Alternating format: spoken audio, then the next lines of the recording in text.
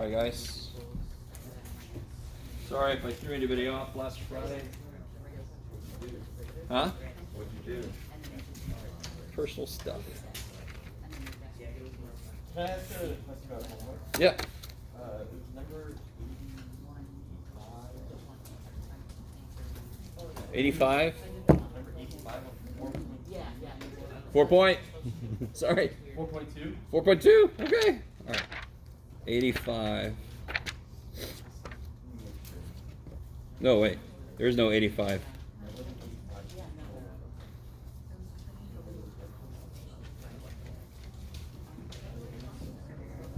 Everybody's looking for that. Anybody else need a copy of the practice test? Everybody get that? Anybody else that didn't take quiz 4 wants a copy of that? Okay.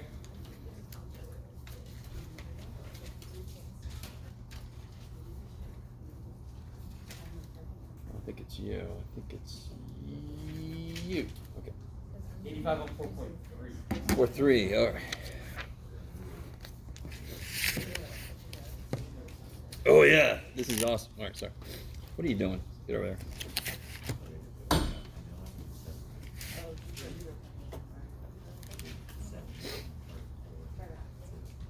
Oh, this is such a beautiful.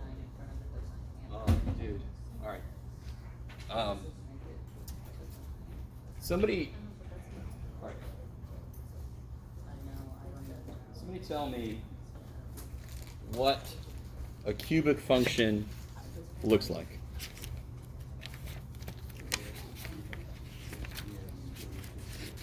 All right, let me catch up to you.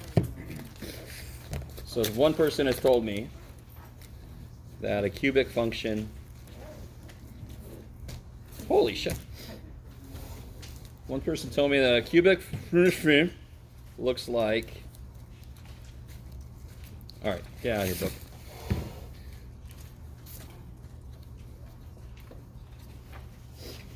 I like it. Did it have to be A, B, C, D? No, who gives a shit? Those are just parameters of the function. There's numbers I don't know, right? Is that the only way to write a cubic function? Does anyone know another way to write a cubic function? Say again? No. That would mean B, C, and D are 0, so you didn't give me another way to write it. X minus X1. Yeah. Get in there. And with an A out front just to cover my ass. Now I'm not saying that this would become this, but this is a cubic function, yes? Do you guys remember the fundamental theorem of algebra? Anybody? The fundamental theorem of algebra. Does anyone remember that? Doesn't that sound kind of important? Does anyone remember what the hell that is? Okay. Fundamental theorem of algebra says whatever the highest power is, whatever the degree of the polynomial is, it must have that many solutions. Bam, bam, bam. That's why you can write a cubic in that form. Could some of the solutions be complex? Shit, yeah. I don't care. If x1 is complex and x2 is complex, x3 is real, fantastic. So the first part of this problem, I would use the first 4.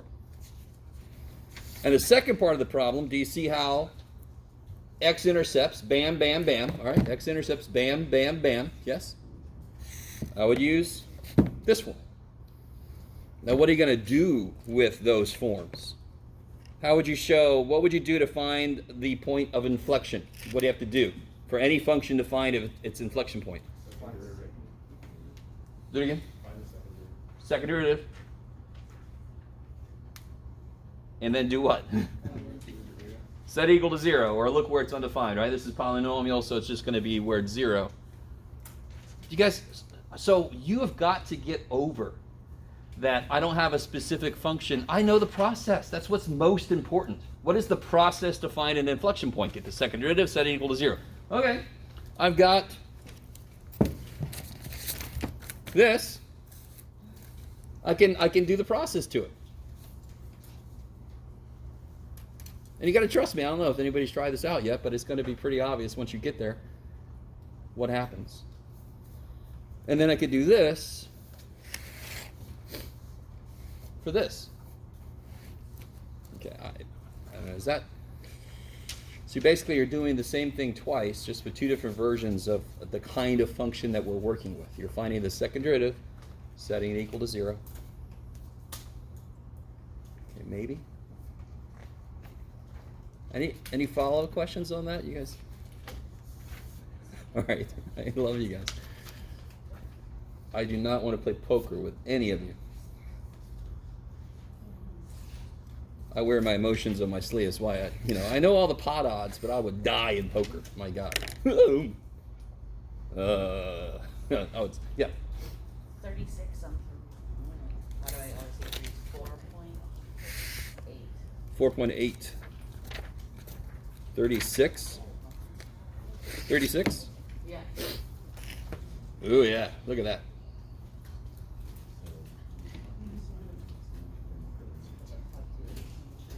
I like it. All right, now listen.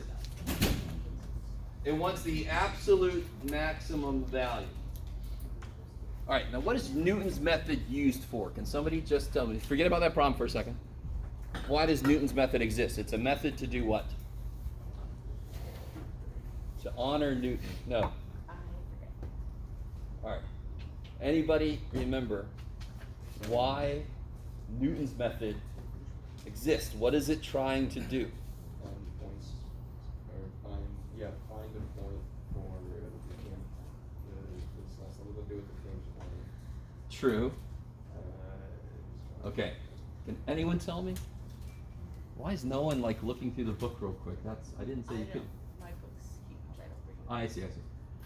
It finds the roots, the x-intercepts of a function, right? So I take a guess for the x-intercept, I look to see where that is, I find a tangent line, it gets me closer to the x-intercept. So the whole idea of Newton's method is to find x-intercepts. Now look at what they're asking me to do. Is that what Newton's method does? Finding the absolute maximum? Is that what it does by itself? No, it finds x values that makes the function I'm looking at 0. Is that cool? But what is absolute maximum value? Where could that occur? Where can the absolute maximum value occur? Say again, sorry? It could either occur at critical points, critical numbers, right? Critical points. Or, of course, at the endpoints. How do I find a critical point? Or any critical points. Take the derivative and set it equal to 0. Holy shit, that's where Newton's method comes in, yes? You take the derivative of that function, it creates a new function. It creates the derivative function, yes? So let me make sure you guys are with me. So here's the function. What is its derivative? What do I have to use to find its derivative? Product, well, I like it. So derivative x, okay, cool. Plus x times negative sign. I'm just using all my parenthesis allotment in one problem. Okay. So I get f prime is cosine x minus x sine x. So I want to use Newton's method on this to see where it's equal to 0. Are you guys at all with me? Yes? Now, personally, because isn't this what I would do to find the critical number? Couldn't I add this over and divide by sine, for example?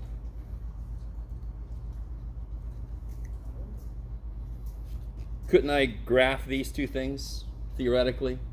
Because you all know how to graph cotangent from pre-calculus. Couldn't you get a guess then as to where that's true? Are you guys at all with me? And we know it's got to live between 0 and pi, right? That's what they told me. One thing that I was asked earlier during office hours is, how do you get a first guess? Because some problems just give you a first guess. But a lot of problems just say, do this, right? You do what we did on that handout. You graph each side, and you kind of estimate where they meet. The sketch doesn't have to be perfect, but it does have to be, relatively good. Yeah, maybe. Of course, if it's between 0 and pi, you could just choose pi over 2 as a first guess. But you could try that. Maybe? Are you guys okay out there? No? Did anyone know this? Has anyone else tried this problem yet? I get a feeling maybe not. Has anyone else tried this problem yet? No? Okay. Do you kind of understand that's how Newton's method comes into play? So Newton's method could be used on any function. If it's a derivative function, I want it equal to 0, Newton's method can help. If it's a second derivative and I want it equal to 0, Newton's method can help. Okay, because that's what it does. It finds zeros. All right. Is that all right? Who asked that question? Is that all right? Is that better? Kind of. Is that worse? Then you would just graph and then that was your guess, right? Yeah. There's multiple ways to kind of get a guess, but I would try to roughly graph these guys. Yeah, Yep. but then after that.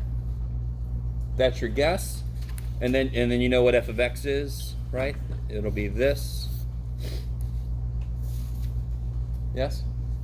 Yeah, but then aren't we just trying to find the Max. yeah.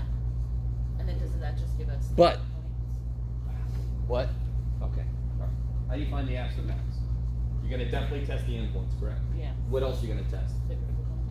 How do you find the critical points? What we're doing right now. Yes, and how are you able to find where that's 0 by hand? You plug it back into the original point. Well, no. Plug what back in? We haven't But found after- anything yet. If after you find the critical points. How do you find the critical points by Oh, hand? Okay. Newton's method. Yeah. Yes, yeah. okay. So then after that's done though. After that's Yeah, done, after that's done, you throw that F shit in. of, and Yeah, then you find, totally. okay. Okay. We are still doing, the question is absolute maximum. That's the question. So we still have to do the process, right? You guys are with me a little bit? It's just that here, I can't, can you solve that easily by hand? Can you solve x equals cotangent x directly? If you can, you got to show me. There's some things you could do, maybe you know, but no. So I have to use Newton's method to help me out. So all we are doing Newton's method for is finding that critical number. Nothing about the overall process changes. It's just to find the critical number. I don't have, if f prime would have been this, can I find the critical numbers? Do I need Newton's method? No, I can factor this shit. Can you do any of that stuff with this or this? No. So I need some help. So again, this is in all of mathematics. They ask me to find the absolute max or whatever, and there's a certain process to follow for that. It's just that one step in that process, letting the f prime be 0, I can't, it's not this. It's gross. So I have to use Newton's method to help me find that. I like it. Maybe. No? Okay. Now, one thing I want you to realize, I don't know if this would help out. This might trip some of you guys up a little bit. And by the way, I will give you Newton's method formula, right? You're not going to have to remember it, but here it is in all of its glory. What's going to change here?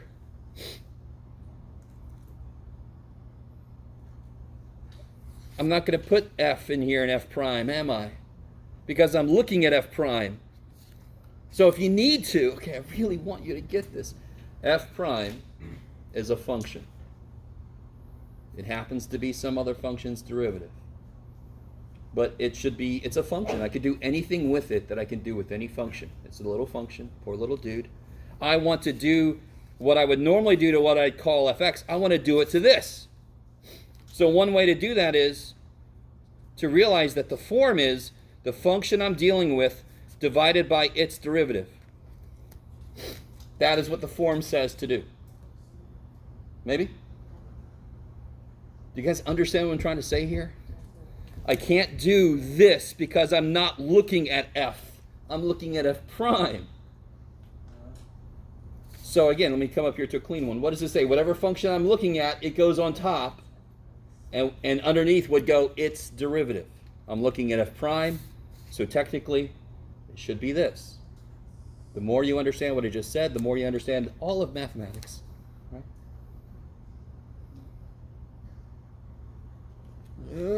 Okay. If you wanted to, here's the other thing you could do. If I'm dealing with this, I can call this g of x. Yep. Right? And then I could basically use exactly this, but with g's in it, minus g over g prime. Then the form isn't really all that different, right? Yes? Okay, all right. I love you guys so much. So why would you double prime for this one, but not the others? This f right there, this f I was given, Yeah. isn't that some function's derivative? Yes. Yes! Does everybody understand that? Isn't this f that we've got right here, isn't that the derivative of something? Technically? Not technically, it is. It totally is. Was there a function that I took the derivative of to get there? No. But isn't that, couldn't I think backwards? Could anyone actually think backwards and tell me where that came from? What would I take the derivative of to end up here? 1/3 x cubed minus 2x. Yes, 1/3 x cubed minus 2x Plus c plus whatever the shit. Because any constant would have disappeared. If you take the derivative of 1/3 x cubed, 3 comes down, that's x squared. Take the derivative of minus 2x, that's minus 2. Take the derivative of a constant, is gone. So isn't that the derivative of something? Yes. So what does this, guys, what does this tell me I need?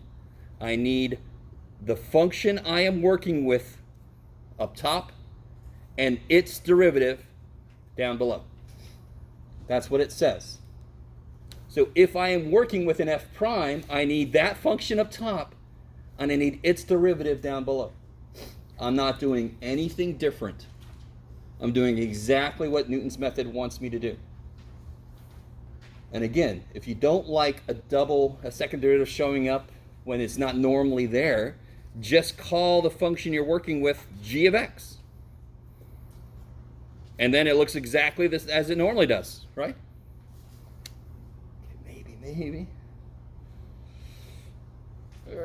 Okay. So what you've got to get over is when I take a derivative, yes, there's a connection between the function I get after a derivative and the original function, but isn't the derivative function, it's its own function. It's its own thing. Bless you. Okay. All right. Anything else I can not explain worth anything? Anything else I can? It's wide open today, by the way. This is a review for the, yeah. Can you do 4, 7, 40?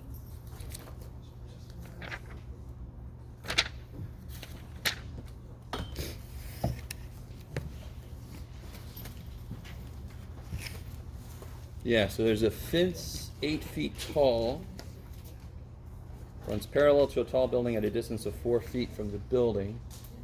What is the length of the shortest ladder that will reach from the ground over the fence to the wall? I love that. So you got an 8 foot tall fence.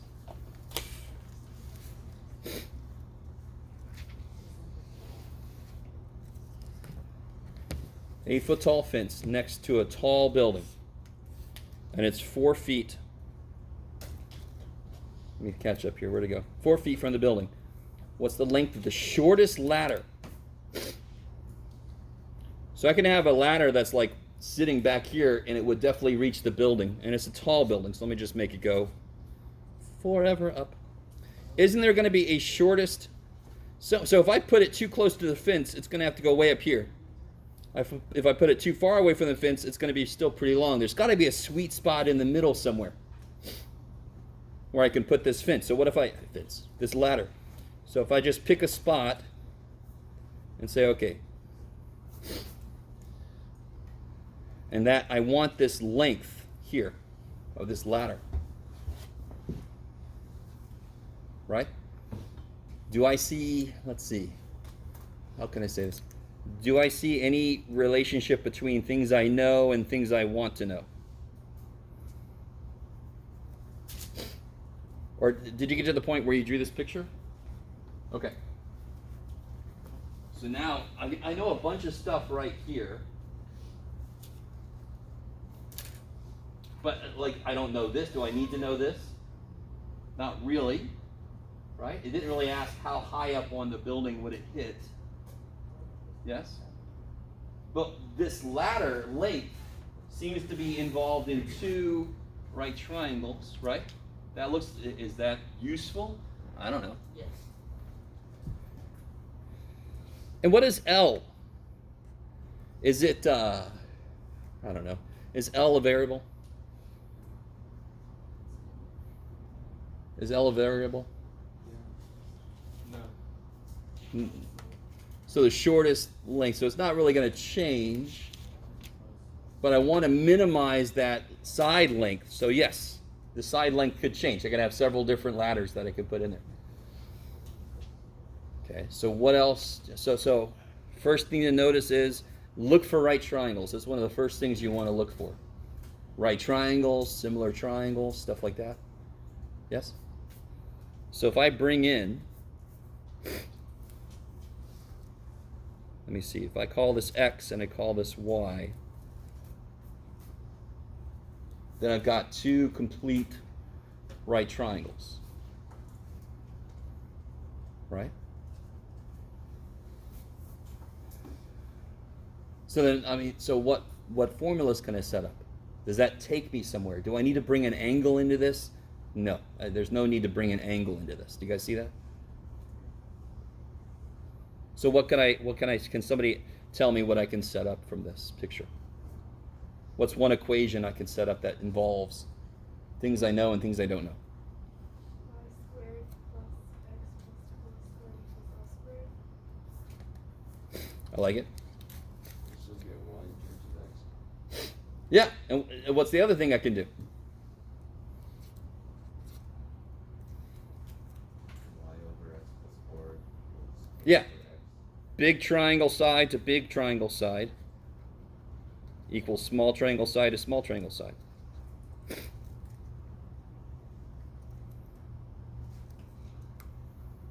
Right? Yes?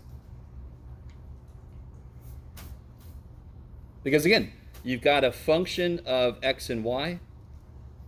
You want to minimize that. There's too many variables. And now you can solve for one of the variables. By the way, that's a 4. 4s and y's are kind of like my kryptonite. All right, I've done enough work for you on that one. But what's most important on what we just did is not this specific problem. It's a ladder. None of that shit matters. What did I look for? How did I determine what to give variable names to, right?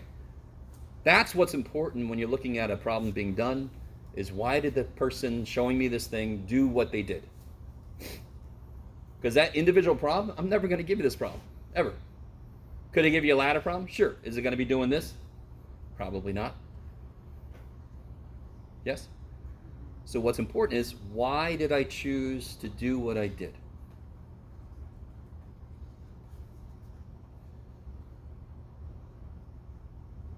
And if it doesn't make sense why I chose to do what I did, you got to ask. Okay. Yes? Would the next step just be isolating y and replacing it in the first problem? Yes. Okay. Beautiful. Because then I can maximize L as a function of x.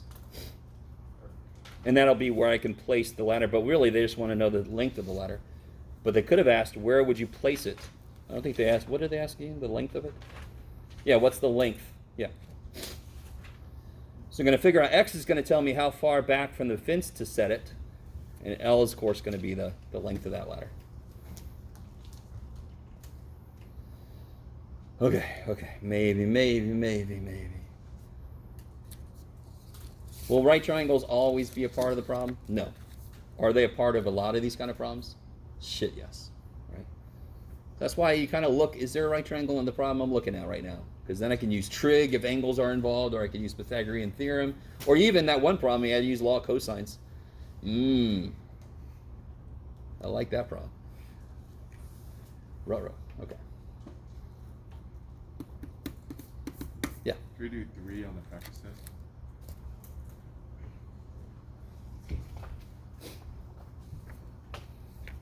Oh, yeah. So this one's interesting. All right. Find the relative extrema. Everybody's cool with that phrase now? What do I want you to find? Local, right? Yeah, local, max and min. Yeah. I like it. So relative is another name for local. Extrema is just a quick way to say max and min. Okay. But I ask you specifically to use the second derivative test, so there won't be any of this shit here, right? Negative, plus, no, none of that crap. Unless you have to. That's part of the second derivative test is the second derivative test might fail to tell you anything. So what is the second derivative test? Once I do this, and from this I'm going to find my critical numbers, right? How do I use the second derivative to do anything? Let's say I get x1 and x2 as my critical numbers, right? How do I use the second derivative to tell me anything about those?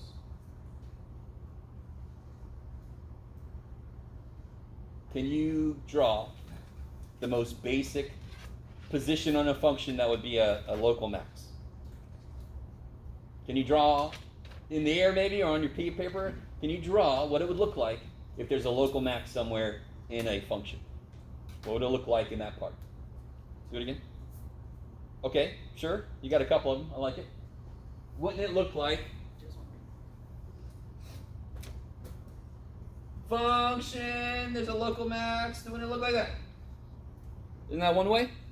That's the most basic way. It could also be right? It could also be undefined kind of thing. But basically, the most basic way it could happen is like this. What's true about the second derivative here? Concave down, which means the second derivative is negative. Zero, yeah. Right? Isn't that beautiful? Frowny face. Negative. Right? Maybe. Therefore, if I do this, what's true about x1? It makes the second derivative negative, which means it is a what? Max. If the second derivative is negative, it would be a max. And if the second derivative is positive, it would be a min. If the second derivative equals 0, what does that mean? It's undefined. No? Doesn't work. Second derivative. Second derivative test doesn't help. You have to do it some other way. So first derivative test is the number line, right? Because why do we call it the first derivative test? Because how do I make the number line? I plug shit into the first derivative to see where it's increasing, decreasing, right? So the number line thing is the first derivative test. Second derivative test is just being extra smart and going, it's going to look like that more than likely if it's a max, and it's going to look like this if it's a min. Therefore, I know what the second derivative is going to be in those situations. So you're So asking how did first. you do it if the second derivative test is a low? Say again? How would you find out if concave up, concave down, the second derivative test? So what's part of the second derivative test is you might have to go back and do the first derivative test if one of them is inconclusive. Which is why the second derivative test doesn't really show up that much. Unless the second derivative is really easy, and I can quickly put stuff in, and I can see, oh, it doesn't help me, so I got to go. Because sometimes it might find all of them, and I'm done. Right? But the second derivative test is not as generally useful because a lot of second derivatives are gross. And once you do that gross thing, it might not give you an answer. You guys with me? Not everything in math is going to be useful all the damn time. I think you guys know this. But does the second derivative test help sometimes? Yes. Does it help a lot of the time? No. Can we actually do it instead of being vague and not knowing? I what the can give answer you is? the key. Okay. Because I already It's did. like, because then it's. I already did the damn problem. I think there's one on here. I think the Newton's method one I wanted to do I literally was like trying to do with it. you guys. So we'll do that here in a minute.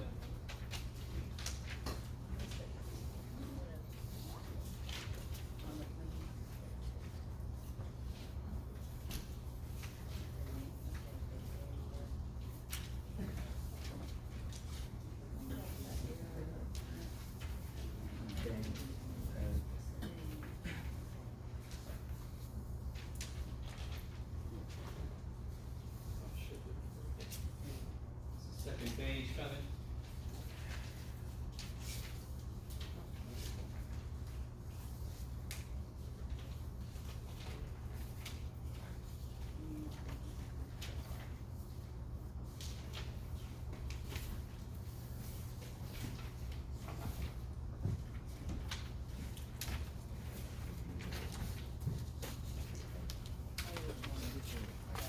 Say again?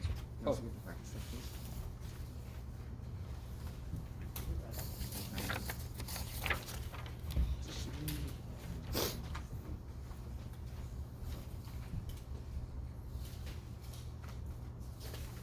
George. Antonio. Okay, how that happened. So, there is that, that's part of it, F and G if you run it, so.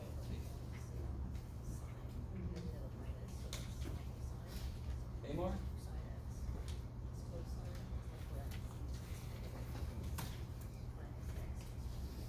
All right. So I'll let you look that over.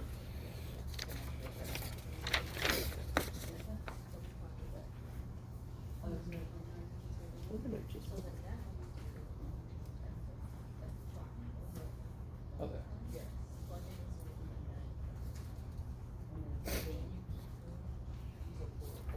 Bum, bum, bum, bum, bum, bum, bum. Which problem were we looking at here? Let me see.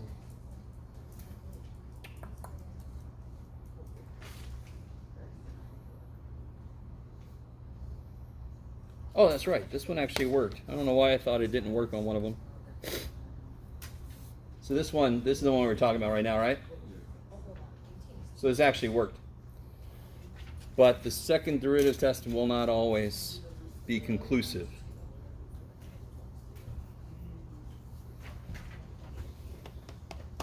Remind me again, how many of you guys are taking calculus 2 or is in your plans? Okay.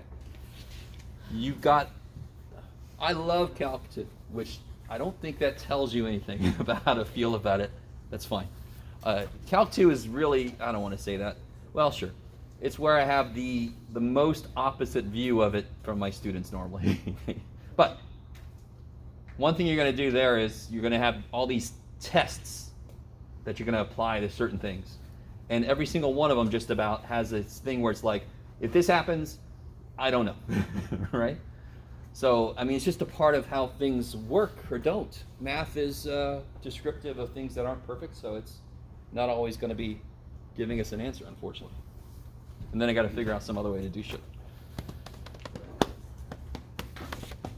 Yes? Did you write yikes for the x-intercept? Yeah, oh, yeah, I did, didn't I? I think I was... Yeah, that one's pretty gross. Which one? Wait, where was it again? 2A. I totally did. Yeah, yeah. I wouldn't give you one where I'd ask you to find that by. I want you to be able to do it by hand. I think what I did. Do you see how that has a plus a constant at the end? Right, the visual function, yes. So I think I added that in, which made the intercept stupid difficult to find by hand. So it actually is not really necessary to graph the function anyway. What did I do instead? So I wouldn't ask you to find the intercept of something that's really, really difficult to do by hand like that. It would be something maybe quadratic. We could use quadratic formula or something. What did I do instead on 2A? Does anyone see what I did? So here it is, x-intercept, yikes. So what I did instead was I plugged something in to see where the function was. I made a little anchor point. So I knew somewhere after this min, it was going to come back up. So I knew if I plug a 4 in, I can kind of see where it is. So I didn't have the intercept, but I could get another point. So on the test, I would either tell you, find the x-intercepts, or I would say, find one more point to help you plot this function. Because that's generally what we do. And if you want to see the function, to make sure your graph is correct, when do you graph it in your calculator? At the very end. At the freaking end. Because otherwise you're human. You're going to start to kind of mimic what you know the shape is, even if it doesn't match with your work, which is the worst thing you could do.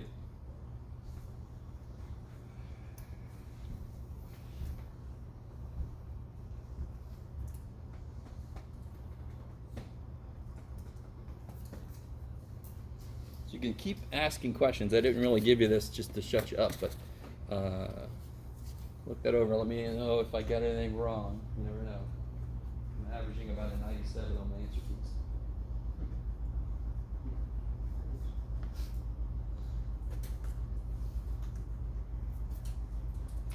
It's not a boast, because I make problems up. Right. 100, but I can't even dream about I'm a making human. up problems. My brain does not work that way. that one looks what now? Ridiculous. Redonkulous. All right, 53. Oh yeah, this one's so awesome. Oh, by the way, okay, 53 is a bit extreme. I will admit that. 53 is extreme. What I want you to get away from 53. All right. This almost looks like we're doing some kind of ritual thing. We're going to draw this on the ground. We're going to summon demons. Most of math is not about summoning demons. So what I want you to get from this is how I chose. So obviously, with the circle being inside the triangle, is it obvious to you that the radius is really important? Okay. It's just not obvious how to work it in. But it's obviously going to be a part of the whole thing. Yes? Because that is the important aspect of a circle, is its radius. So one thing you do, you draw it. Now, this is supposed to be touching down here, so give me a little license, but there's the radius there, which doesn't really help by itself much. It's like, okay, great. But this is the part that's really interesting, understanding that you can draw it over and make a little right triangle. Again, it's trying to create or find right triangles. So I kind of drew the right triangle by itself over here. So this is, I call this Y. The height of the triangle is important, because I think this was about the area, yes. And the base is important. So there's no question you're going to give those variable names. What's one thing you could call differently than what I did? What did I call the entire base something? No, I called this X here, right? Because I knew I wanted to use some right triangle stuff happening. Yes? But you could have called this whole thing something and eventually made this something over 2. Let me stop for a minute. So I took this piece and I blew it. I didn't really blow it up much, but I just put it over there. Now, what's interesting is, why is this y minus r? Well, that's pretty simple, hopefully, right? I think the hardest part of this problem, if you had to do it on your own, was realizing that this little piece was important. But I want you to see, it asks me about the area of the triangle. I need the base. The base is quick. I can do it. I could have called the whole dang base B. Whatever the shit, yes? I need the height of the triangle. All right, well, that I called Y. But I need to figure out how are those related. So I need to somehow work, and this is the only position that immediately makes sense to put the radius in, because that's right along the height. I don't know if you guys agree with me or not. I'm not sure how to show you the steps to take to do this. This is probably one of the harder problems on here. So here's the radius, no question about that. I got the base and the height kind of identified. Therefore, this must be the height minus the radius. That little piece there must be y minus r. This is r here. And so this I can figure out with Pythagorean theorem.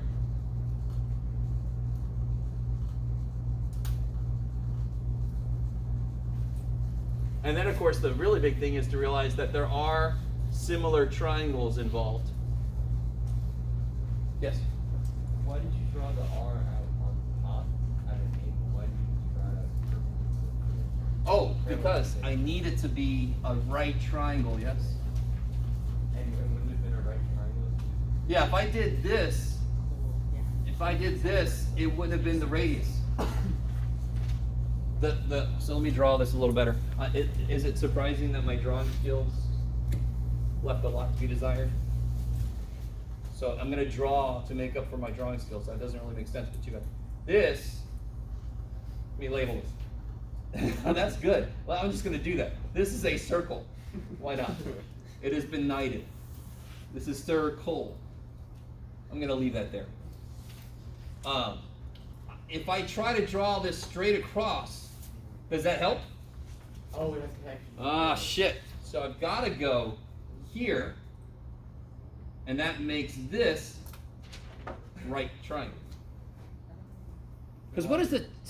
So, I don't know if you guys are really cool with this. Hopefully it's not a big deal. What does this side act like to the circle? Tangent line. Tangent line. So therefore it is perpendicular right there. That is a 90-degree angle for sure. Then how can the base just be R? If Say you're again, drawing- sorry? If you're drawing the line in the middle of the line, Well, I didn't draw this right. I'm sorry. the There we go. So this was R. This is Y minus R because I call the whole thing Y. So then this is the triangle that I've got off to the side there. So that I can figure out what this is. Hypotenuse, other side, other leg. Okay, all right. So again, don't... the most important thing to get out of this problem, to be honest, is the choice of variables and how to find the relationship between those variables. The choice of variables here is insanely simple. It's asking me about the area of this triangle, yes, I think, if I remember correctly? Well, I hope so, because that's what I put. So I got to call the base something, and I got to call the height something. So the choice of variable is simple.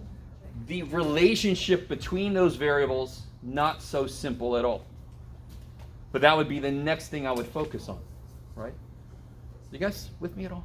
So it's, I choose variables that relate to what they're asking me about, and now I got to figure out what's the relationship between those, so that in the equation I can replace. So is everybody cool with what I did here? I solved for x, so then I plug this in for x. Okay. How do you get y squared on top? Because it's x times y. So if I solve this for x, bring a y up, it'll be this times y. Right? So if I solve this for x,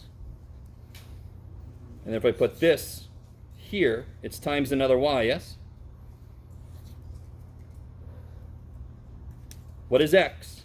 This. What am I doing to x? Multiplying it by y. So of course this is going to become y squared.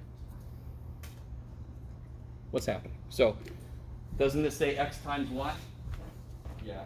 What's on top of x? RY So what's ry times y? squared.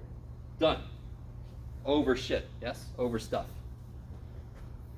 It's just because I was multiplying by y and there's already a y up there, right? So of course it's y squared.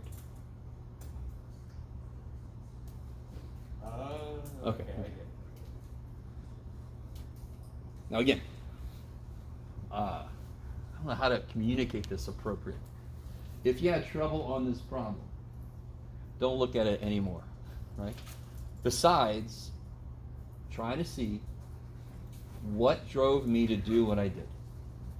So it's always, you identify with variables what you need to work with. And then you figure out what the relationship between those variables are, because there's too many of them. That's the motivation. Was this a problem that it was really easy to see what the relationship would be? No, it wasn't. Will we have something that's whatever it is? No, I think this is right beyond the level of what I would give you. Okay. Yeah. Yes. What did you plug in for, this is the practice test, by the way, Yes. to get the interval, Where are we looking? number one. Oh, So I got the ln of like minus 0.01 and then 0. Like plus or minus. But how do you get negative 2.135? negative 2. Oh, over here. Yeah. Oh, Yeah, what do you plug the so you need the. All right. I got the values of plus or minus the 0.1, but Sure. what do you plug into to get the interval? You got to throw that in the calculator. Yeah, for So- what? F of x, or because I did x plus 2, it doesn't give me the right number. All right, let me see. And I tried the Let's do original, that in still here. don't get it. Hold on. Let me pull this up here. So what we're going to do.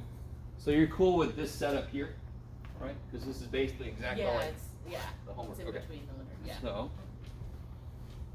let me see. How you doing, computer? There you go. I don't remember finding the interval on the homework though. Yeah, there was at least one problem where you had to find the interval, if I remember correctly. It's Okay, like a week and a half ago. true. So I don't. So I'm going to put, where'd it go? I'm going to put this side, natural log of x plus 3. So this is what I call the floor. Is it 0.1 or 0.01? 0.01. Okay. And then I'm going to put the function in the middle, the approximation. And then I'm going to put the ceiling.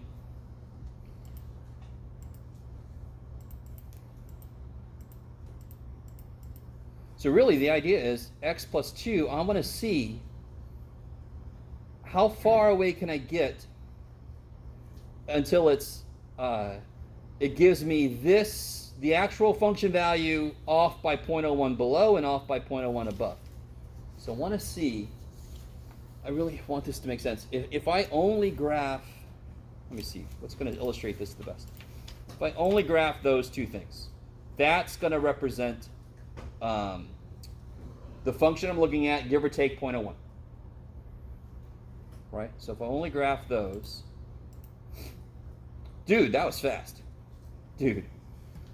All right, so you can see how that's kind of, yikes. Now, so let me see. How do I just, did you guys follow that when I graphed this? They're really close, obviously, right? They're only off by 0.02 from each other, yes? Okay, that's why I can't really discern it. So let me go ahead and turn this one on.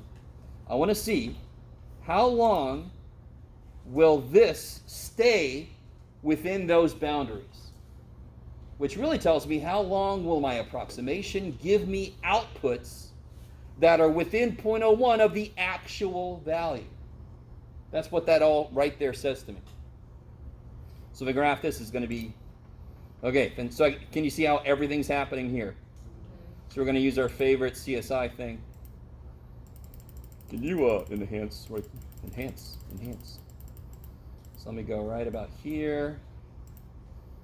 Enter, and then I open it in a box. Ooh, yeah. Whoa, shit. Damn. All right, little dude. All right. Either I step small steps or I step huge steps. Okay. Bam. All right. There's a. Okay. Look. All right, and then I'm going to zoom in again because now everything's happening right here. Yes. So you don't plug it into anything, you have to put it into the calculator and guess? What do you? No. So this is just. Wait. This is not Newton's method, right? It sounds like you think this is Newton's method or something. Is that true? No, I just, to find the intervals, I assumed that you plug it into like something else. So now can you see how that red line is between the black and the blue, starting right here Yeah. and ending right here? Yes. Okay. So then I need to find those intersections. Yeah. All right, so then I go to calc intersect. See how I'm on the blue line? Uh-huh. Blue line doesn't mean shit. Okay, now I'm on this line. Let me hit enter. All right, I'm back on the blue line. Blue line doesn't mean shit. So there's one intersection. Negative 2.13, is that what it put? Yay! Right, and do the same thing with the other side. Okay, yeah, so that's my question. So we find the intersections using the calculator. And not this, plugging it now into look. something. That red line is the approximation. See how it's Yeah, really I bad see. over here? Yeah. So I want to see when does it enter this little region and when does it exit that little region. That's where I need to live within so that my error is not more than 0.01. Yeah. So if I allowed my error to be 0.1, the black and the blue line would get much further apart, right, to allow for that much error. But you do the same thing. When does it get in there and when does it leave? Because if I get too far away, of course my approximation sucks. Yeah. Okay. I just thought that you would put in the numbers No. into something else and it would give you this. No. Okay. Okay. Yeah, this one's a purely calculator exercise.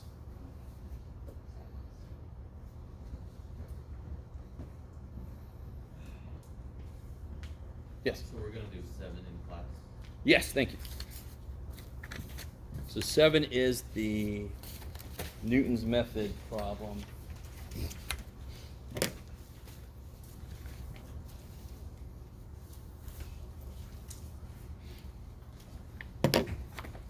Wait, that's the quiz. It's not gonna help me out. Donde?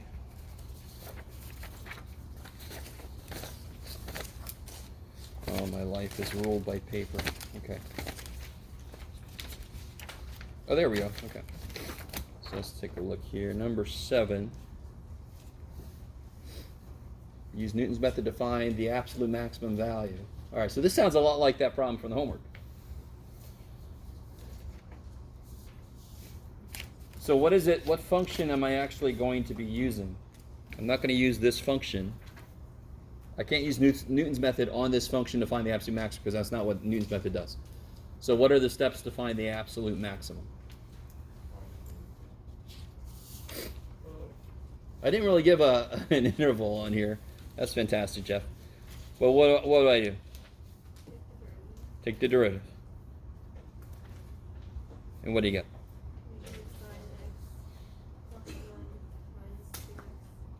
I like it. So that is the function we're going to be using. So you have the option, if you want to just call this g of x. So then the form of Newton's method doesn't change that much. It's just a g instead of an f. I don't know if you guys like that method. I don't know.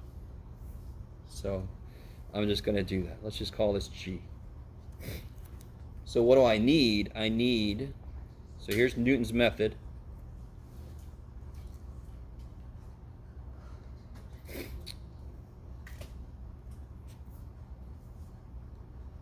Okay. Written in terms of g. So I need to figure out a guess to get things started.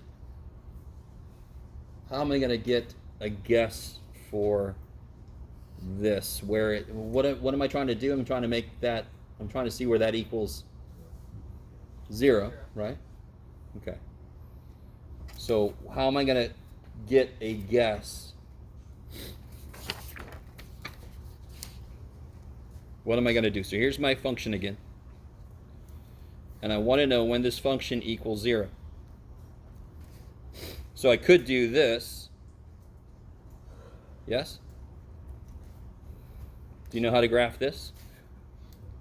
Do you know how to graph this? Then you can see where they meet, and that's your guess.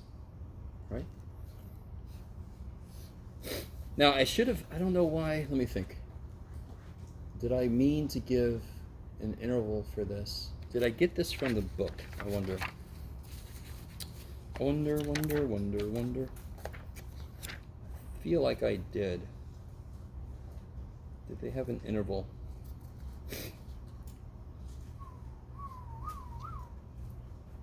No, they didn't. Okay. Oh, it's the absolute max, of course. All right. Still, that's weird. Well, we'll see. So if I graph this, sine starts at 0. Here it's pi over 2, it's 1. And at pi, it's 0 again. 1 minus 2x. So it's like negative 2x plus 1. So it's going to start at 1. And it's going to go down. So it looks like it's probably going to be in here somewhere. Kind of thinking ahead a little bit.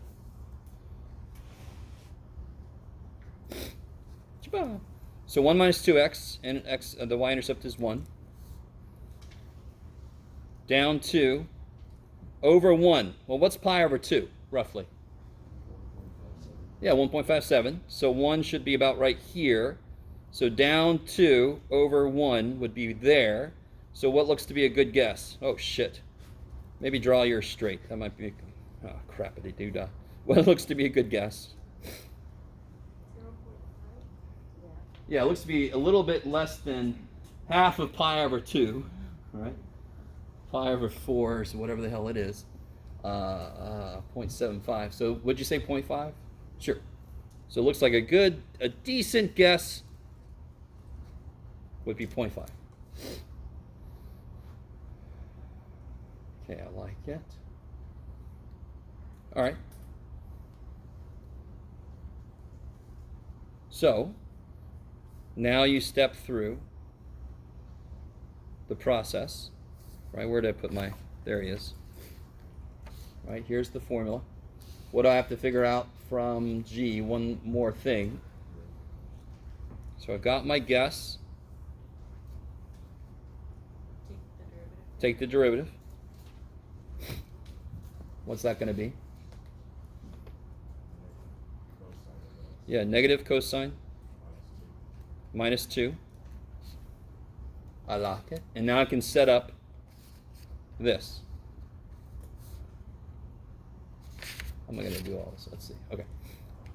So xn plus 1 equals xn minus g of xn would be, let me write it like this so it's a little bit easier for me. 1 minus 2x n minus sine of xn over negative cosine xn minus 2. Now you could actually do, I don't know if you guys see this. I don't like all these negatives. Does anyone agree with me? Just pull it out. Yeah, if I take a negative out, doesn't it cancel with this one? Doesn't that look better? Do you have to do the top two? No, because then you could either take a negative out of the bottom and cancel it with that main minus, or you take a negative out of the bottom and change all the top signs. Okay. Right? Because you only got one negative. It can only do, yes? My algebra's really bad. So, for example, if I have negative x minus 1 over negative 2x, real quick, I could either leave this negative there, bring that negative up, and change those signs, or I could take that negative here, kill that, and make it this. Now, I personally like that better. Yeah, okay, good. Okay. So, to be honest, everywhere I've written xn, what are you going to put in the calculator? Answer. So you can actually kind of write it like this if you want to.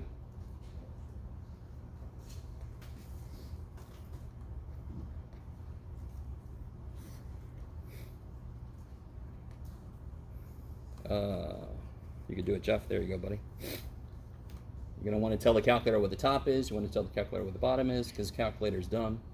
It's got no eyeballs.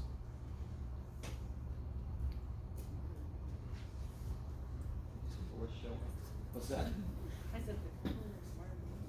It's not able to do anything on its own. Right? There it is. No, that's not going to help much. All right, well, I'll use the one on the computer. I don't know what I've done with my calculator. Scheisse. All right.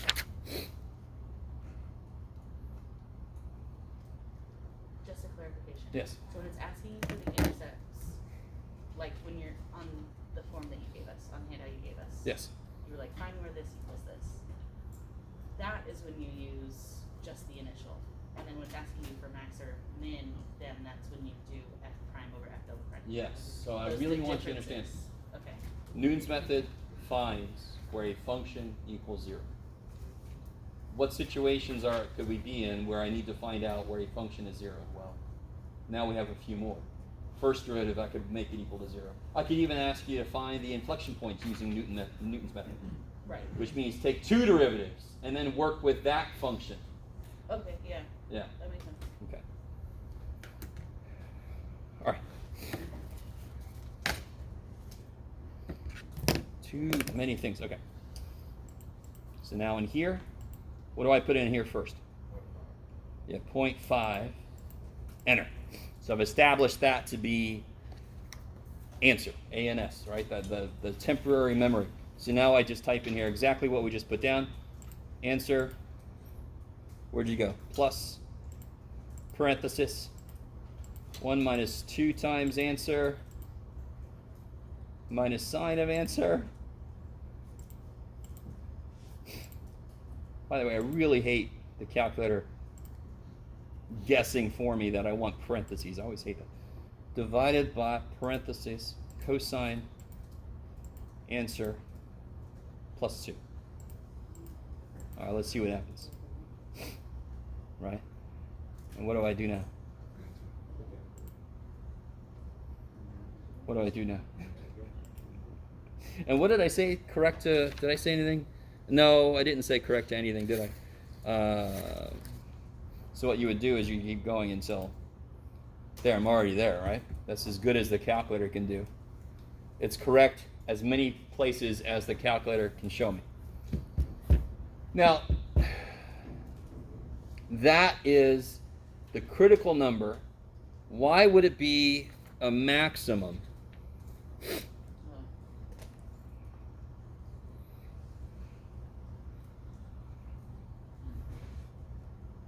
Where? Oh. All right. Let me make sure. Is everybody cool with that so far? Okay. So that is a critical number, right? And I'm looking not just for a local max. I want the absolute max.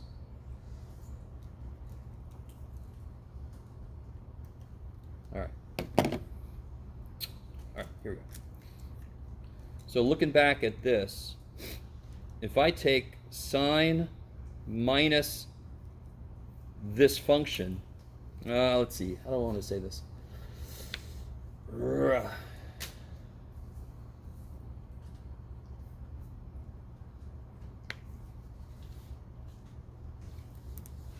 I'm curious if they meant, it looks to me as if,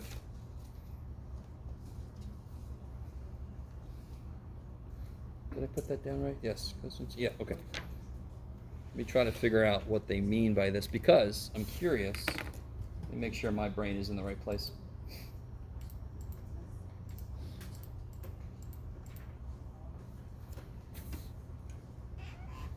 Where'd it go? There you go.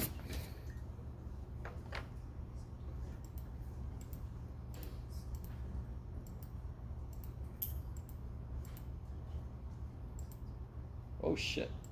All right, calculator, don't worry. We're gonna be fine. Ooh, look at that. Okay, let me see if we could see that happening. Oh, let's see. Yeah, because the function is this minus this.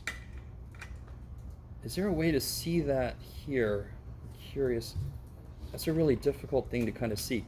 If I do, all right, let me see. All right, here we go. All right, this one's a little more complicated than I originally thought. It's not that bad. If I do sine is here, right? If I take this minus this, won't that become even more negative? Okay. Now, sine is going to keep going like this. Oh,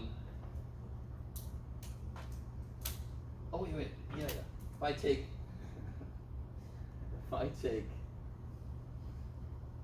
this minus this, let me think for a second. Oh, I'm being silly. Okay. Now I see a little bit better. Okay.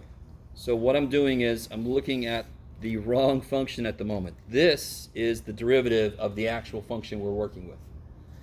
for the function that we're working with to have a max. And it doesn't, and they didn't give me an interval, correct? If there's an absolute max for a function that is not contained, what needs to happen is it needs to be forever decreasing after, Does that make sense? Yes. For there to be just a max, because it can't suddenly turn back on itself and go higher. That's not going to be allowed. So, if we take a look at the original function, this guy, I think if I gave you this kind of problem on the actual test, I would set it up a little bit differently, but this one's going to be a little bit harder.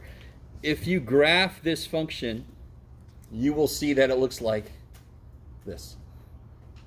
I think I would have to give you a little more information than this. If you do graph this function, it looks like this. It's kind of funky. And it's not easy to tell that it's going to look like that. Okay, here's cosine. This, isn't that a down parabola? Right? So that means it's going to be like, let me see. What is it? It's going to be 0 and 1, right? If I take an x out of there, yeah. 0 and 1. And it's going to be like this, basically. Yeah. Okay, so I've got the cosine function, and I've got this function. And I'm going to add those two together. Do you see how this is going to make all this become negative? This is going to make all this become negative. Maybe? If I do cosine, if I do this function plus this function, isn't the highest point going to be in here somewhere? And this gets negative really quickly. It's going to basically kill all, because this is basically constant, really. It's between 1 and negative 1. So if I have something that's going down forever and I'm adding it to this, that's just going to go down forever. All right, that's not very convincing. I understand. But there is a maximum because the original function is... Is there another way? Wait, there's another way. What about... Let me see, will that get us there? Yes, it will, totally. What is the second derivative? This is the first thing I should have done. What's the second derivative of this? Sine x.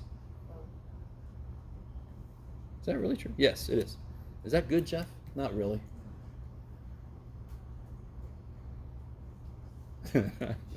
That's not very useful either. Damn. All right, so that one's a little bit freaky. I would have to give you a little more information because this weird thing I just did is not something immediately obvious that you would do. But there's something you'd have to do to make sure that it is truly an absolute max. Because there's no endpoints, which means it must be forever. All right, let's let go of that one. The important thing on that one was understanding how to set up this. I also wanted to give you a problem where, sort of like in the homework where it said absolute max, so you had to take a derivative first to get things started. Right? Yes? So don't you have to find the y point? Yes. Yeah, so then you would just plug what we got in. So what did we got, the 0.3, whatever the hell it was? Yeah. Yeah. Where So does that go? The original function. the original function. If you want to find the actual point, you got to use the original function. Okay. How would we write? And actually here, I'll tell you what it should be. Because on the homework when we plugged in for number 36, we plugged in the x value. The x value is right, but we don't get the right y value. For what now? For 36 on 4.8. Oh, the maximum should be 1.17 on this problem. If you plug in, what was it, 0.3354 stuff, right? 0.33514. If you, 418, right? Yeah. So if you plug that into the original function, you should get 1.167. What about number 36? So we looked it up and got the right x value, but we don't have the right y value. There's a lot. Are you talking about this problem here? 36 on Oh wait, I'm in the wrong place. 4.8. 4.8, here we go.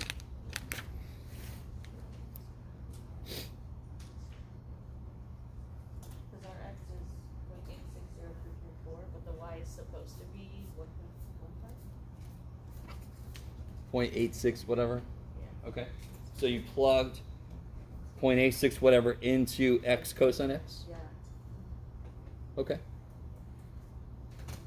But as long as it's good. Yeah, and to be really honest, how do you kind of do this to make sure that your work is correct? Well, in your calculator, you can do this. So you can always check your work after you've done it. Okay. Put in your x cosine x.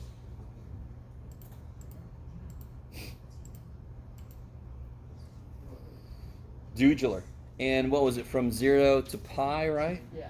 So 0 to pi, so that looks to be the max right there, right? So then I could just find the max. Yeah. Beep, beep, beep.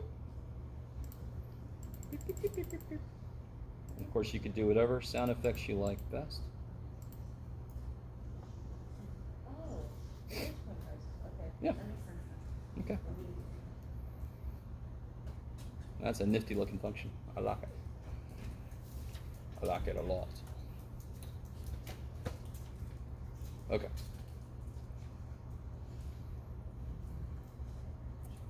All right, so again, that one was I want you to understand what was the kind of the problem with that problem. Why did it get kind of messy at the end? Because there was no interval provided. So normally when I want to do an absolute maximum, they give us an interval. If they don't give us an interval, it's always going to be a little bit harder because you have to show somehow that that is an absolute max, that it never gets above that anywhere. So the easiest way to show that would be if it was always concave down. But unfortunately, when we took a second derivative, it was sine. Is that always negative? No, shit. Okay, so you'd actually have to just graph to see that it's basically never goes above that 1 point. All right, so I'd give you an interval. Obviously, on an absolute max or min problem, I want to give you an interval because you got to remember to calculate the endpoints also.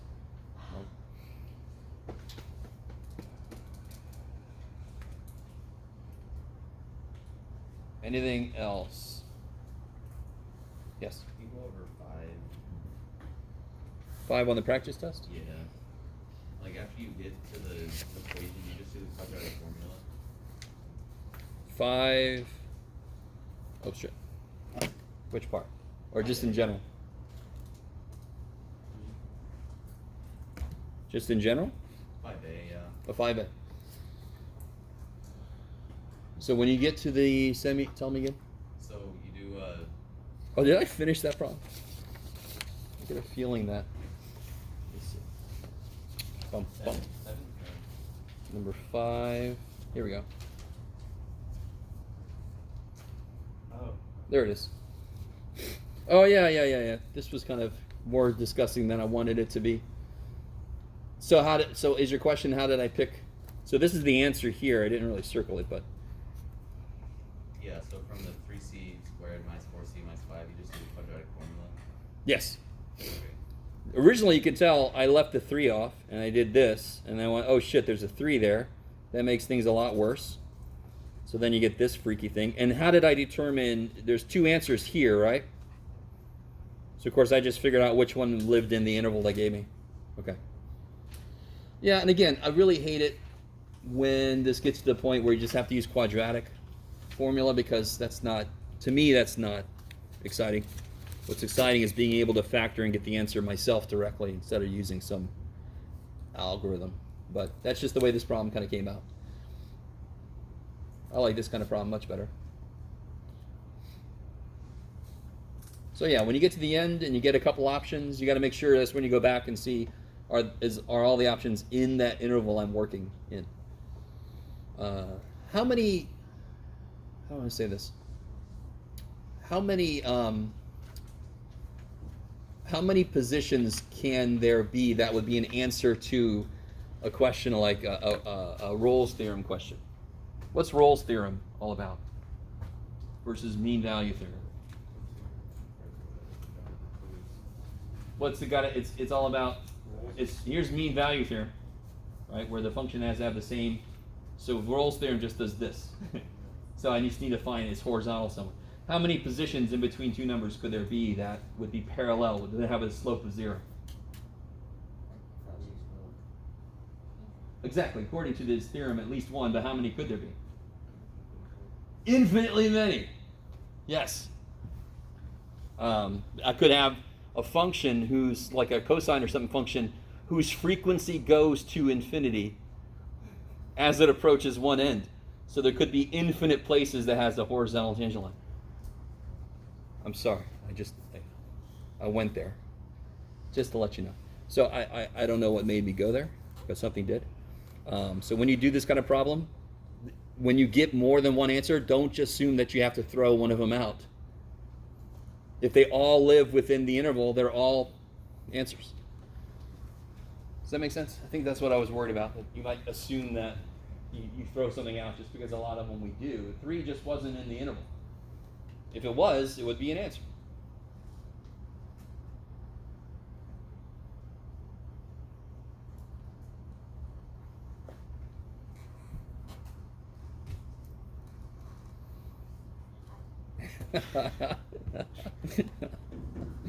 I like that. Anything else? How are you guys feeling right now? Better. Better? Better. Fantastic. Slightly.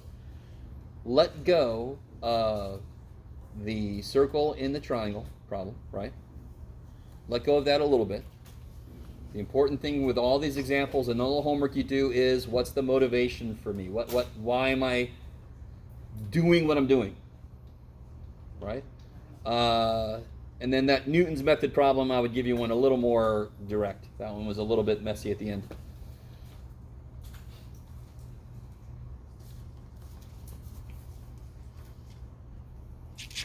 Some of you guys are looking at me very expectantly, and I've got nothing. It's all based on your questions. So.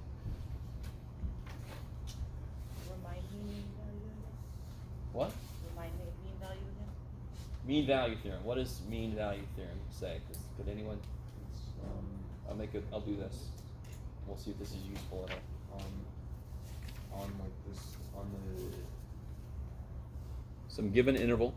yeah, given an interval, there's gonna be, like. If the given function interval on a is- function, What's got to be true about the function for this to work? so it's continuous. And differentiable. Continuous Yeah. and differentiable. There's at least one point C that's F prime is. Good. There's at least Zero. one point C where the slope of that function at C is 0. Equal to That's the- Rolle's theorem. Oh, okay, okay. Equal to the slope. Is equal to the slope between the endpoints that was given, right? So that's just this turned. So if I do this, mean value theorem is Rolle's theorem, right? So I mean, it kind of, once I say continuous and differentiable, you're going to see a ton of theorems that say if f is continuous. Well, if f is continuous and differentiable, it's got no way to escape certain things.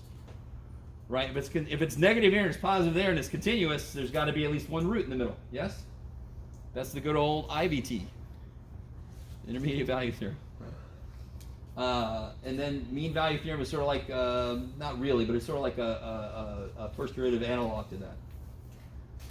Okay, maybe, I don't know. So Rolle's theorem, it's got to have a horizontal tangent somewhere. Mean value theorem just says whatever the slope is, it's got to have that same slope somewhere in the middle. How many places? Again, I went insane earlier when I said you could have something, but the simplest way to say there's an infinite number of points is just to connect them with a straight line. Then every point, it has the same slope as going between the two.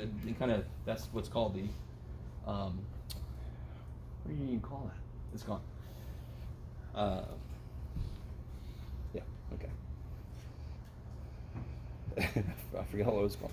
That is it'll come back to me someday. That's the simple solution, right?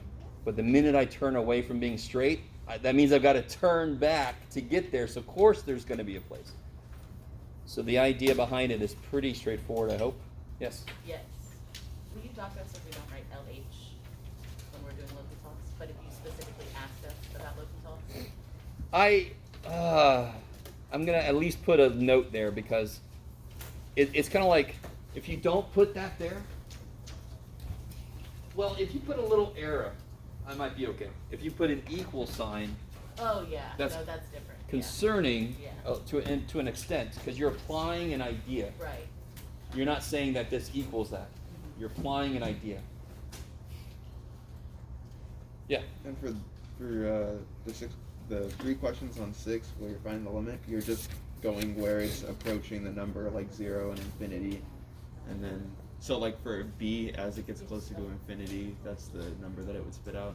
Like I'm Yes. just looking at it like infinity over. As I let my x's get really, really large, then eventually the smaller number the just don't outputs even matter. approach some number possibly. Yeah. Okay. And of course, be ready for me to give you one where, just like in the homework, there was at least one problem where you just plug the number in, you're done, right? Don't start doing weird shit. And you've got to read, I can't remember what section this is, it must be section 4.4, where they introduce all the other possible indeterminate forms, right? Yeah. What form is this going to be in? This is going to be in infinity times 0, which is indeterminate, right? 1 to the infinity is indeterminate. 0 to the infinity is not indeterminate. So e to the infinity is 0? E to the negative infinity. Is 0. Yes, because that would be 1 over e to the infinity, which is 0, right? 1 over really freaking big is really freaking small. Yeah. Yeah. Okay. So of course, what would I do to this? I want to use L'Hopital's, and the easy thing I could do is just flip that underneath, right? Because I need a ratio to use L'Hopital's. Yeah. And sometimes you're just going to have to put a reciprocal of something underneath. It's just the way it goes. We've done that a few times.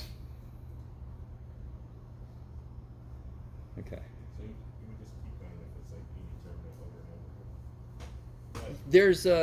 over. There's it's not impossible to get stuck. I think there's at least one homework problem where if you keep applying L'Hopital's, it sort of just keeps repeating itself. Then you have to step out and try something else. Yeah, there's that one that's like x over the square root of 1 plus x squared or something like that. If you keep applying L'Hopital's, you do it a couple, and then you're back to the original function. You're like, holy shit. So there's something else you're supposed to do with that, some other simplification process. Or remind me, let's look at that one. What time is it? Oh shit. I think it was, let me see if I can remember this. Was it this? I think it was this. Something like this. Whoa. What form is that in?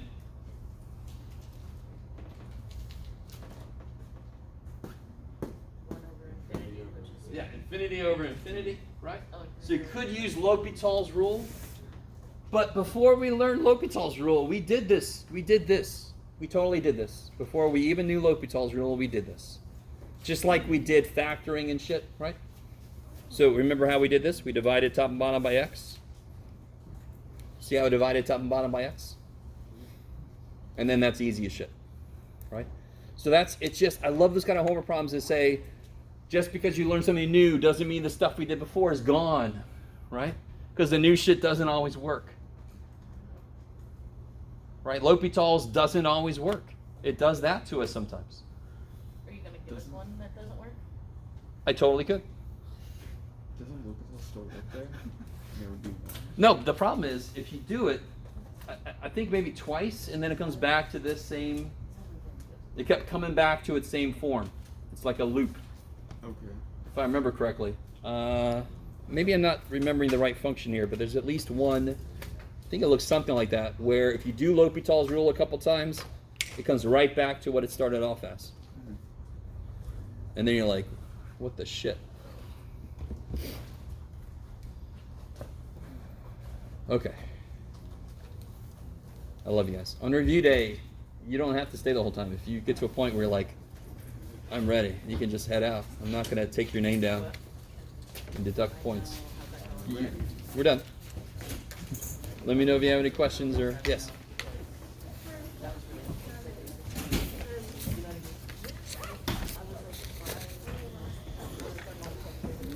Which one, sorry? To do.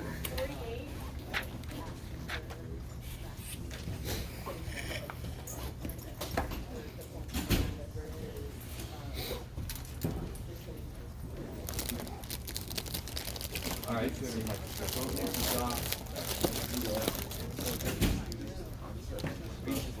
Oh, okay. I definitely. Oh, I like this doing everything. Yeah. I was wondering if you have an extra practice answer sheet. Do No. oh answer sheet. Here. Oh, I'll give you yours back. You need an answer key? Oh, real quick. I think I was understanding what you were saying about the one problem where it was the sign, I believe it was 7, like the sine cosine one. Yes. The way I thought I was getting it, or I thought that That's the one we did. yeah, the one that you're having trouble playing. I thought it was relatively straightforward because the way I thought it was like the x squared was just inevitably going to take over. Yeah, cosine x plus x. Yeah, exactly. And then But even if it's you get the in the derivative, when x negative is x. close to 0, Then you it could goes. have like this kind of action. Yeah. It's when x gets really big, it's really obvious. I think it's just it was just a cosine that was just gonna initially go down, so then that was gonna stop the maximum or from the Yeah, it's just it was a little bit. which was luck, yeah. I like that though. You're right. The Yeah. minus x squared will definitely make it obviously do Yeah, this. But inevitably when x just gets really drop. small, x squared is the least Yeah. influential part. So in the middle, it could have done weird shit, Yeah. which I is think what was- made it a little bit worse. Yeah. But you're right. I In think, general, there it was looks also- like it's probably going to go down forever. Yeah, there was also like I believe there was also the x influencing that aspect too, and then because that was Yeah. just gonna like So do something close to counteract 0, cosine x, and it's then hard cosine to x tell is- what it's going to necessarily do. You Yeah. could have some wobbles or Which that's something. also why 0.5 was the one that was high. But yeah, so that was what made it. I like just it, more though. It's a sense. good Yeah, point. I was just trying to, or I was like, oh, is it that complicated? I didn't think. Just the job I did. I understand. Can I check my grade and see if it went home or not? Oh, I don't have them with me. Oh, okay. You mean, so the last quiz, the quiz corrections, Yeah. are they higher than your average was? Yeah. And therefore that your average has gone up. Okay. Now how much of it? So after this next test, I'm gonna update that grade sheet somehow. Okay. And anytime you want to, you can email me and I can send you back Alright. where you are right now. And for the quizzes, say like we do better on the test than the quiz, like for chapter. Yeah, if 1. you've made corrections to a quiz and you do better on the associated test, I'm gonna raise the quiz grade proportionally to how many corrections you got right. So if you get all the corrections right and you do better on the test, your quiz grade becomes your test grade. If you get half the corrections right, I average it halfway. Okay. Alright. Does that make sense? So like say you get like 5 points corrections and each Like get- 5 out of 10. So you could have gotten 10, and you get 5 out of 10. Then I'll and you get higher on the test. Then I'll average it halfway between. Okay. Say your quiz was a 70, your test is an 80. I'll make your quiz grade a 75. Alright. If you get half of them right. If you got all of them right, I'll make it an 80. Bam. Okay. And that'd be for like all the quizzes for that chapter? No, I picked the quiz. I only did it one quiz, and I picked the quiz that'll give you the most points back. Okay. And that's like one from each chapter or just one all over? One for each test. Okay. Yeah, so test 1 had a couple quizzes, so I applied it to whichever quiz helped people out the most. This test, we only had the one quiz, so it's going to be like just going to affect that one quiz. Okay. Yeah. Alright, thank you. Sure. Oh, I just closed it. I was on the right page. Where are we at again? 339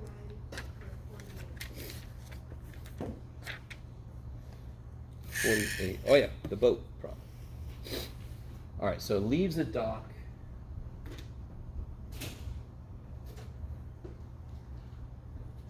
Traveling due south.